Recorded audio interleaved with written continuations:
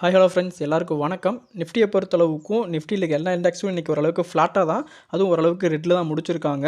குறிப்பாக சொல்லணும் அப்படின்னா இன்றைக்கி நிஃப்டியில் நல்ல ஒரு ஃபார்மட் டபுள் பாட்டம் அப்படிங்கிறத கிரியேட் பண்ணியிருக்காங்க. மேபி மண்டே வந்துட்டு நல்ல ஒரு மூவ்மெண்ட் இருப்பதற்கான வாய்ப்புகள் இருக்குது. ஸோ நிஃப்டி ட்ரேடர்ஸ் யாராச்சும் இருந்தீங்க அப்படின்னா கண்டிப்பாக அதை நீங்கள் யூட்டிலைஸ் பண்ணிக்கோங்க. ஸோ நல்ல ஒரு அப் ட்ரெண்ட் கிடைக்கிறதுக்கான வாய்ப்புகள் அப்படிங்கிறது நிஃப்டி பொறுத்தளவுக்கு ரொம்ப ரொம்ப அதிகமாக இருக்குது. ஸோ உங்களுக்கு பார்த்தாலே தெரியும் நல்ல ஒரு டபுள் பாட்டம் அப்படிங்கிற ஒரு பேட்டர்னை வந்துட்டு ஃபார்ம் பண்ணியிருக்காங்க.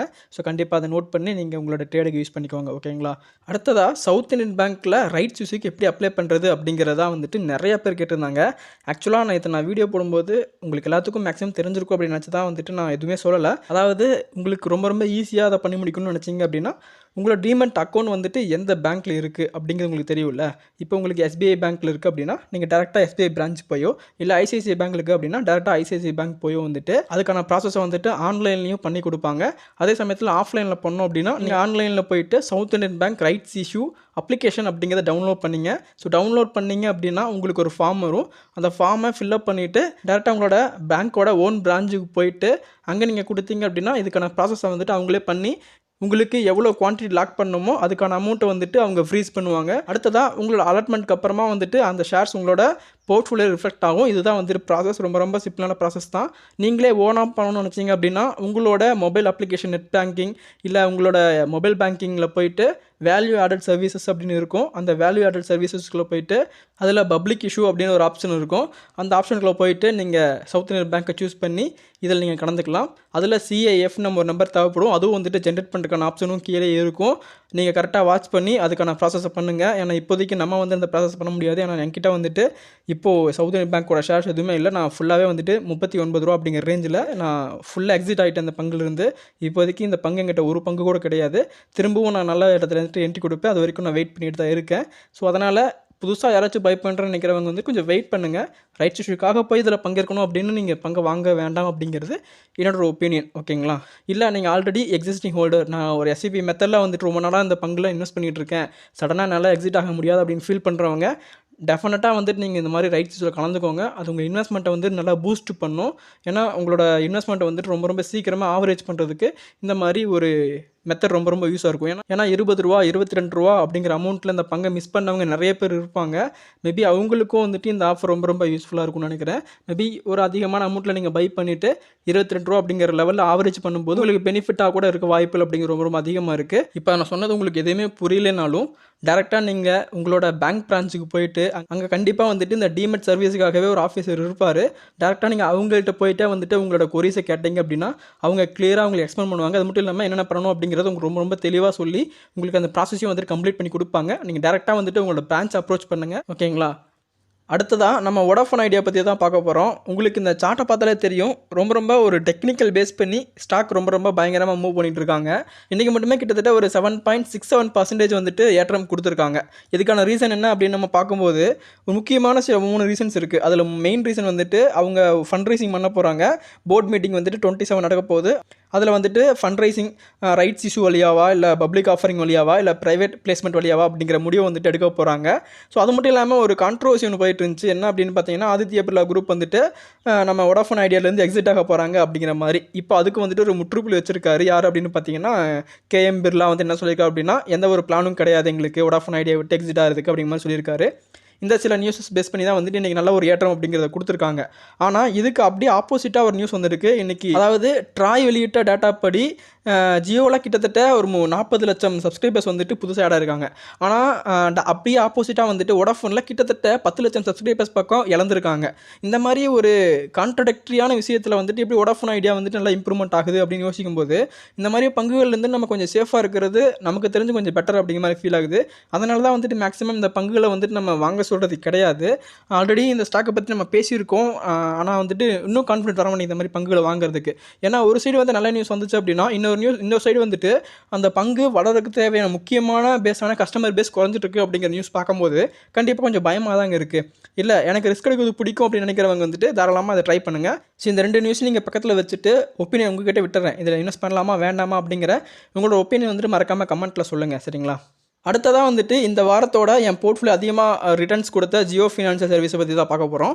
ஸோ இந்த பங்கை பற்றி பார்க்கணும் அப்படின்னு நினைக்க மட்டுமே கிட்டத்தட்ட ஒரு 10.27% வந்துட்டு ஏற்றம் அப்படிங்கிறது கொடுத்துருக்காங்க. அதோட இன்னைக்கு ஜியோ ஃபினான்ஷியல் கிட்டத்தட்ட 2 லட்சம் கோடி மார்க்கெட் கேபிட்டலைசேஷனை ரீச் பண்ணியிருக்காங்க. இது ரிலையன்ஸோட மற்றொரு வெற்றி அப்படின்னு கண்டிப்பாக சொல்லி தான் ஆகணும். ஸோ இந்த ஸ்டாக்கை பற்றி நம்ம ஆல்ரெடி கிட்டத்தட்ட ஒரு நவம்பர் 9 அன்னைக்கு டிஸ்கஸ் பண்ணணும். 215 ரூபா அப்படின்னு இருந்தாங்க நம்ம டிஸ்கஸ் பண்ணும்போது. ஸோ மேக்ஸிமம் உங்களால் எவ்வளோ பொசிஷன் மேக் பண்ண முடியுமோ அவ்வளோ எடுத்து வச்சுக்கோங்க. இந்த மாதிரி பங்கு இந்த விலைக்கு திரும்ப கிடைக்க மாட்டாங்க அப்படின்னு சொல்லியே தான் வந்துட்டு நான் உங்கள்கிட்ட சொன்னேன். இந்த இடத்துல நீங்கள் எத்தனை பேர் இந்த பை பண்ணியிருந்தீங்களோ அவங்களுக்குலாம் வந்துட்டு கண்டிப்பாக நல்ல ஒரு ப்ராஃபிட் கிட்டத்தட்ட உங்களுக்கு 120 ரூபா ப்ரைஸ் மூமெண்ட் அப்படிங்கிறது நடந்திருக்கு. இன்னும் கொஞ்ச நாளில் வந்துட்டு பங்கு டபுள் ஆக போகிறாங்க. அது கூடி சீக்கிரம் நடக்க தான் போகுது. லாங் டேர்முக்கு வந்துட்டு கண்டிப்பாக உங்களுக்கு நல்ல ஒரு ப்ராஃபிட் கொடுப்பாங்க. ஏன்னா ஃபின்டெக் கம்பெனிஸில் வந்துட்டு ரீசெண்ட் டைமில் இந்த கம்பெனி தான் வந்துட்டு கரண்ட் மார்க்கெட் ப்ரைஸ் ரொம்ப ரொம்ப கம்மியான வேலையில் இருக்காங்க. டெஃபினட்டாக அந்தளவுக்கு அவங்க மேலே போகிறக்கான வாய்ப்புகள் அப்படிங்கிற ரொம்ப ரொம்ப அதிகமாக இருக்குது. ஸோ அதனால தான் சொல்கிறேன், ஒரு பங்கு வந்துட்டு ரொம்ப ரொம்ப அவங்களோட ஆல் டைம் லோலையோ இல்லை ஏதாச்சும் ஒரு கஷ்டமான சமயங்களையோ வந்துட்டு பை பண்ணுறது தான் சாமர்த்தியம். ஸோ இந்த மாதிரி சமயத்தில் வாங்குறதும் ஓரளவுக்கு பரவலாமல் இருக்கும். இருந்தாலும் வந்துட்டு நான் கொஞ்சம் பயத்தில் தான் இருக்கணும். எங்கள் பங்கு கீழே இறங்கிறாதோ அப்படிங்கிற மாதிரி கொஞ்சம் பயத்தில் இருப்போம். ஆனால் இந்த மாதிரி பாட்டம் லெவலில் வாங்கும்போது திரும்ப இந்த அளவுக்கு இறங்காது அப்படிங்கிற நம்பிக்கை நமக்கு நிறையா இருக்கும். அப்போ வந்துட்டு நமக்கு கொஞ்சம் கான்ஃபிடென்ட்டும் இருக்கும். இந்த பங்கில் நம்ம எஸ்ஐபி ட்ரை பண்ணுறதுக்கோ மற்ற ட்ரை பண்ணுறதுக்கோ வந்து கொஞ்சம் கான்ஃபிடென்ட் இருக்கும். ஸோ அந்த மாதிரி பங்குகளை வந்து நீங்கள் சூஸ் பண்ணுறது ரொம்ப ரொம்ப பெட்டராக இருக்கும். அதோட இன்னும் கூடிய சீக்கிரத்தில் வந்துட்டு அந்த பிளாக் ராக்கோட அந்த ஏஎம்சி கண்டிப்பாக நடக்க தான் போகுது. அது நடந்துச்சுனாலும் வந்துட்டு பங்குக்கு நல்ல ஒரு இம்ப்ரூவ்மெண்ட் இருக்கும். ஸோ ஃபர்தராக பார்க்கலாம். அந்த பிளான்ஸில் ஒவ்வொன்றா நடக்கும்போது கண்டிப்பாக பங்கு வந்துட்டு பல மடங்கு லாபம் கொடுக்கறதுக்கான வாய்ப்புகள் அப்படிங்கிறது ரொம்ப ரொம்ப அதிகமாக இருக்குது. ஸோ கண்டினியூஸாக வாட்ச் பண்ணலாம். ஓகேங்களா? சுகர் மில்ஸ், அதாவது சுகர் கம்பெனிஸுக்கு வந்துட்டு ஒரு பெட்டரான நியூஸ், நல்ல நியூஸ் அப்படின்னு சொல்லலாம். நேற்று வந்த ஒரு பேட் நியூஸுக்கு இது கொஞ்சம் ஆறுதலாக இருக்கும். ஏன்னா அதனால தான் வந்துட்டு இந்த மாதிரி சர்க்கரை பங்குகளில் நம்ம முதலீடு செய்ய கொஞ்சம் பயமாக தான் இருக்குது. ஏன்னா கவர்மெண்ட்டோட ரூல்ஸ் எப்போ என்ன மாறுது, அவங்க என்ன வந்துட்டு அப்ளை பண்ணுறாங்க அப்படிங்கிறத வந்து கொஞ்சம் குழப்பமாக இருக்கிறனால தான் வந்துட்டு இந்த மாதிரி சர்க்கரை பங்குகள்லாம் வந்துட்டு கொஞ்சம் ஏற்றம் அப்படிங்கிறது ரொம்ப ரொம்ப குறைவாக தான் இருக்குது. இப்போ என்ன சொல்லியிருக்காங்க அப்படின்னு பார்த்தீங்கன்னா, சுகர் மில்ஸில் வந்துட்டு ஒரு பை ப்ராடக்டாக வந்துட்டு டெரைவ்டு பொட்டாசியம் அப்படின்னு சொல்லுவாங்க. அதை செல் பண்ணுறதுக்கான இப்போ அப்ரூவல் வந்துட்டு கவர்மெண்ட் கொடுத்துருக்காங்க. இதோட விலை நிர்ணயம் பண்ணியிருக்காங்க. டன்னுக்கு கிட்டத்தட்ட 4263 ரூபா அப்படிங்கிற ப்ரைஸை வந்துட்டு இப்போதைக்கு செட் பண்ணியிருக்காங்க. இது வந்துட்டு அதிகமாக ஃபெர்டிலைசர்ஸ் கம்பெனியில் யூஸ் பண்ணுவாங்க. ஸோ ஃபெர்டிலைசர்ஸ் கம்பெனிஸ்க்கு வந்துட்டு சுகர் கம்பெனிலேருந்து நீங்கள் ஏற்றுமதி பண்ணலாம் அப்படிங்கிற மாதிரி சொல்லியிருக்காங்க. இது கண்டிப்பாக சுகர் கம்பெனிஸ் பொறுத்தளவுக்கு கொஞ்சம் நல்ல நியூஸாக தான் இருக்குது. ஏன்னா நேற்று தான் கவர்மெண்ட் வந்துட்டு சுகர் கம்பெனிஸோட எஃப்ஆர்பி அமௌண்ட் வந்து இன்க்ரீஸ் பண்ணாங்க. ஸோ அதனால் இந்த ஒரு மாற்றம் அவங்களுக்கு இன்னும் கொஞ்சம் ப்ராஃபிட்டபுளாக மாற வாய்ப்புகள் அப்படிங்கிறது இருக்குது. ஸோ ஃபர்தராக பார்க்கலாங்க இன்னும் ஏதாச்சும் மாற்றங்கள் அப்படிங்க வருது அப்படிங்கிறத. ஓகேங்களா? அடுத்ததாக கோல் இண்டியாவோட 2 சப்சிடரிஸோட ஐபிஓ அப்படிங்கிறது நமக்கு வரப்போகுது. கண்டிப்பாக வந்துட்டு இது ரொம்ப ரொம்ப ப்ராஃபிட்டபுளான ஐபிஓவாக இருக்க வாய்ப்புகள் அப்படிங்கிறது ரொம்ப ரொம்ப அதிகமாக இருக்குது. ஆல்ரெடி இதில் நம்ம ஒரு ஐபிஓ பற்றி டீட்டெயில்ஸ் வந்துட்டு முன்னாடி நம்ம பார்த்துருந்தோம். அதாவது இந்த central mine planning and design இன்ஸ்டியூட்டோட ஐபிஓ வரப்போகுது அப்படின்னு கொஞ்ச நாளைக்கு முன்னாடி ஒரு அப்டேட் நம்ம பார்த்துருந்தோம். இப்போ வந்துட்டு பாரத் குக்கிங் கோல் அப்படிங்கிற கம்பெனி சப்சிடரியோட ஐபிஓ வந்துட்டு லான்ச் பண்ண போகிறதா அவங்க முடிவு பண்ணியிருக்காங்க. மேபி இந்த ஃபினான்சியர் எண்டுக்குள்ளே வந்துட்டு இதுக்கான அப்டேட்ஸ் வரும் ஃபர்தராக அப்படிங்கிறத பற்றியும் சொல்லியிருக்காங்க. ஸோ டெஃபினட்டாக வந்துட்டு இந்த சப்சிடரிஸ் கம்பெனிஸோட ஐபிஓ வரும்போது இன்னும் அவங்களோட லிக்விடிட்டி அப்படிங்கிற ரொம்ப ரொம்ப இன்க்ரீஸ் ஆகும். ஸோ கண்டிப்பாக வந்து இது மூலமாக இன்வெஸ்ட்மெண்ட்டும் கொஞ்சம் அதிகமாக வரும்போது இவங்களோட பிஸ்னஸ் டைவர்சிஃபிகேஷன் பண்ணுறதுக்கு கண்டிப்பாக கோல் இண்டியாவுக்கு நல்ல ஒரு ஆப்பர்ச்சுனிட்டிஸ் அப்படிங்க இருக்குது. ஸோ டெஃபினட்டாக கம்பெனிக்கும் நல்ல ஒரு ஆப்பர்ச்சுனிட்டி, அதே போல் இன்வெஸ்டரான நமக்கும் வந்துட்டு நல்ல ஒரு ஆப்பர்ச்சுனிட்டி கிடைக்கிறதுக்கான வாய்ப்புகள் அப்படிங்கிறது ரொம்ப ரொம்ப அதிகமாக இருக்குது. ஸோ கண்டிப்பாக இதை நம்ம ட்ரை பண்ணலாம். ஸோ ஃபர்தராக வந்துட்டு ஏதாச்சும் அஃபீஷியல் அப்படி வந்துச்சுனாலும் உங்களுக்கு சொல்கிறேன். ஓகேங்களா? அடுத்ததாக ஐடிசி பற்றின ஒரு திடுக்கிடும் தகவல் கிடச்சிருக்குங்க. எப்பவுமே ஒரு நியூஸை உங்கள்கிட்ட கொண்டு வரணும் அப்படின்னா நான் ஒரு 4-5 சைட்டில் அதை வெரிஃபை பண்ணிவிட்டு அதுக்கப்புறமா தான் நான் நியூஸ் அப்படிங்கிறதவே நான் நோட்டில் நோட் பண்ணி வைப்பேன். ஆனால் இப்போது வந்துட்டு நம்ம நேற்று பார்த்த அந்த பிரதாப் ஸ்நாக்ஸ் அப்படிங்கிற கம்பெனியில் ஒரு 43% ஆஃப் ஸ்டேக் வந்துட்டு ஐடிசி எடுக்க போகிறாங்க அப்படின்னு நியூஸ் நம்ம நேற்று சொல்லியிருந்தோம். அது முற்றிலும் இல்லை அப்படிங்கிற மாதிரி வந்துட்டு இப்போ பிரதாப் ஸ்நாக்ஸோட கம்பெனி ரொம்ப திட்டவட்டமாக சொல்லியிருக்காங்க. அது மாதிரி எந்த ஒரு பேச்சுவார்த்தையும் வந்து நடக்கலை. இது வந்துட்டு முற்றிலும் ஃபேக்கான நியூஸ் அப்படிங்கிறத இவங்க சொல்லியிருக்காங்க. இது ஒரு ஃபேக்கான நியூஸ் அப்படிங்கிறதுனால தான் நேற்று ஐடிசி இன்வெஸ்ட் பண்ண போகிறாங்க அப்படின்னு சொல்லியும் நிறையா ப்ராஃபிட் புக்கிங் அப்படிங்கிறது நடந்துச்சு. அப்போது நிறுவனத்துக்குள்ளே தான் வந்துட்டு நியூஸ் அப்படிங்கிறது ஸ்ப்ரெட்டாக இருக்குது. கண்டிப்பாக செபி வந்துட்டு இந்த மாதிரி ஆக்ஷன்ஸ்க்கு வந்துட்டு ரியாக்ட் பண்ணணும். ஏன்னா இந்த மாதிரி வந்துட்டு கண்டிப்பாக யாரோ சம்மந்தப்பட்ட சில நபர்கள் தான் வந்துட்டு இந்த மாதிரி கிளப்பி விடுவாங்க அவங்களோட ப்ராஃபிட் புக்கிங்காக. ஸோ அவங்களோட சுயலாபத்துக்காக பண்ணும்போது நிறைய இன்வெஸ்டர் வந்துட்டு இதனால் பாதிக்கப்படுவாங்க. மேபி இந்த நியூஸை பேஸ் பண்ணி யாராச்சும் இன்வெஸ்ட்மெண்ட் அப்படிங்கிறத பண்ணியிருந்தாங்கன்னா கண்டிப்பாக அவங்களுக்கு என்ன ஒரு பெரிய பேக் ஃபயராக இருக்க வாய்ப்புகள் இருக்குது. நம்ம சேனலில் அதில் சொல்லியிருந்தோம். ஸோ அதனால் எந்த ஒரு நியூஸை வந்து நம்ம பிளைண்டாக நம்பக்கூடாது. இந்த நியூஸை நேற்றே நிறுவனம் வந்துட்டு வெளிவிட்டிருக்கலாம். ஆனால் நிறுவனம் இன்னைக்கு சொல்கிறாங்க அப்படின்னா கண்டிப்பாக இதில் ஏதோ உள்குத்து இருக்குது அப்படிங்கிறது நீங்கள் மைண்டில் வச்சுக்கோங்க. ஓகேங்களா? அடுத்ததாக பஜாஜ் ஆட்டோ சம்மந்தமாக ஒரு முக்கியமான நியூஸ் அப்படிங்கிறது கிடச்சிருக்கு.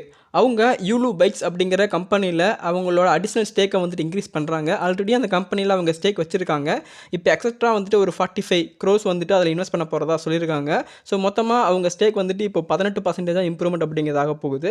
ஸோ இந்த பைக் வந்துட்டு எலக்ட்ரிக் பைக் ஷேரிங் கம்பெனியாக தான் இப்போதைக்கு இருக்காங்க. அதுவும் குறிப்பாக 2 வீலர் எலக்ட்ரிக் வெஹிக்கிளோட மார்க்கெட் ஷேர் அதிகமாக அந்த கம்பெனிக்கிட்ட இருக்குது. அந்த வகையில் பார்க்கும்போது பஜாஜ் ஆட்டோக்கு இது ஒரு நல்ல ஒரு நியூஸாக தான் பார்க்கப்படுது. ஓகேங்களா? அடுத்ததாக ஆயில் இந்தியாவும் ஃபெர்டிலைசர் அண்ட் கெமிக்கல் டிரான்ஸ்கோர் லிமிடெட் அப்படிங்கிற ஒரு ஃபேக்ட் அப்படிங்கிற பிஎஸ்யூ செக்டார் கம்பெனியும் வந்துட்டு கொலாபரேஷனில் இருக்காங்க. இதுக்கு முக்கியமான ஒரு ரீசன் என்ன அப்படின்னு பார்த்தீங்கன்னா க்ரீன் ஹைட்ரஜனுக்காக தான் இந்த கொலாபரேஷன் அப்படிங்கிறதும் சொல்லியிருக்காங்க. அதோட இன்னும் வந்துட்டு சில டெரிவேட்டிவ் ப்ராடக்ட்டுக்காகவும் இவங்க இருக்காங்க. அதாவது க்ரீன் அமோனியா, க்ரீன் மெத்தனால் போன்ற அதர் டெரிவேட்டிவ்க்காகவும் வந்துட்டு இந்த கொலாபரேஷன் இருக்குது அப்படிங்கிற மாதிரியும் குறிப்பிட்டிருக்காங்க. ஓகே ஃப்ரெண்ட்ஸ், இன்றைக்கி நான் உங்கள்கிட்ட என்னென்ன நியூஸ்லாம் ஷேர் பண்ணணும்னு நினச்சனோ எல்லாத்தையுமே கிளியராக எக்ஸ்பிளைன் பண்ணிட்டேன் அப்படின்னு நம்புகிறேன். இந்த வீடியோ கண்டிப்பாக உங்களோட போர்ட்ஃபோலியோ மேனேஜ் பண்ணுறதுக்கு ஏதாச்சும் ஒரு விதத்தில் வந்துட்டு ரொம்ப உதவியாக இருக்கும் அப்படிங்கிற நம்பிக்கை எனக்கு இருக்குது. இந்த வீடியோ உங்களுக்கு பிடிச்சிருந்தா மறக்காமல் லைக் பண்ணிக்கோங்க. இந்த வீடியோ பற்றின கருத்துக்களை மறக்காமல் கமெண்ட்டில் சொல்லுங்கள். மீண்டும் ஒரு இன்ட்ரெஸ்டிங்கான வீடியோ பார்க்கலாம். தேங்க்ஸ் ஃபார் வாட்சிங் ஃப்ரெண்ட்ஸ்.